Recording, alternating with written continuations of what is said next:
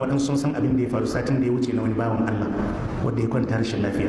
Na tashi da safe sai na ga text message ɗinsa a waya na. Ya yi sallama ya ce malam don Allah ina so in yi magana da kai, suna na wane ba ni da lafiya ina asibiti kasa, amma don Allah ka taimake mu yi magana da kai kafin na mutu. Har yanzu yana waya. Har ma ku damuwa ko bada. Ya ce malam suna na wane ina fama da ciwo kaza, jikina ya mun tsanani, ina kwanci a asibiti kaza, ina so mu yi magana da kai don Allah ka taimake mu yi magana kafin na mutu. Da na buɗe waya na gani sai na kira shi, sai na ji irin yanayin rashin lafiyan ya mishi, zai fara mun bayani na ce ka bari ina zuwa. Sai na ɗauki mota na tafi asibiti. Na je na same shi, yanayin ba daɗi. Ya ce min malam ba wannan jinyar da nake yi ne ya dame ni ba. Ya ce wani rashin daidai ne da na yi a kan hakkokin mutane. Ya ce ina tsoron haɗuwa da Allah da wannan hakkokin.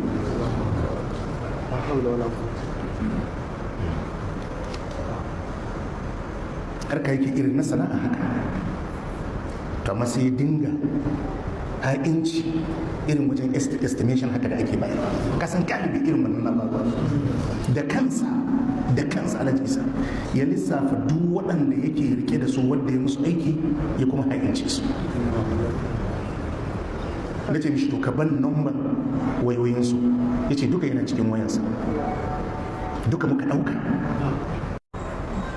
In ce mishi to shi ya nemi kasan ba shi da lafiya, ya ce a'a bai sani ba.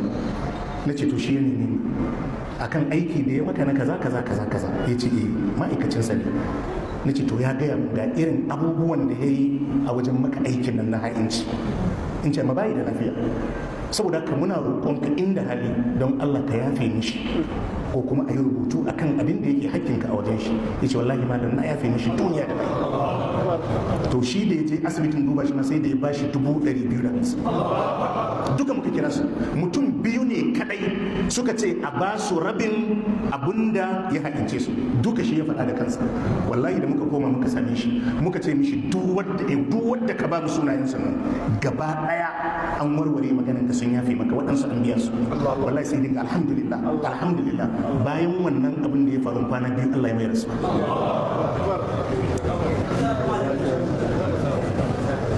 Amma dai wannan maganan ai na san bai wuce sati biyu ba, kuma ba san bai kai ba ma, bai kai sati biyu ba. To dama kai amfani da damar ka. Inda ya tafi da wannan rigima, karamar rigima ce.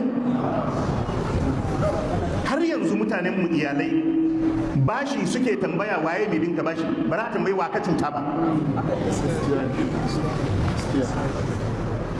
Allah ya sa kwanciyar mutu ne. To duk lokacin da ka samu dama a rayuwa kai daidai, wannan muna faɗa ne saboda masu sana'a da yawa sun shiga wannan abubuwa. In gyaran mota ne a ƙara, idan rufin gida ne a ƙara estimate, idan wayari ne a ƙara estimate, mai gyaran mashin ya ƙara, mai kaza. Wannan kaya da kake ɗauka yaushe za ka biya?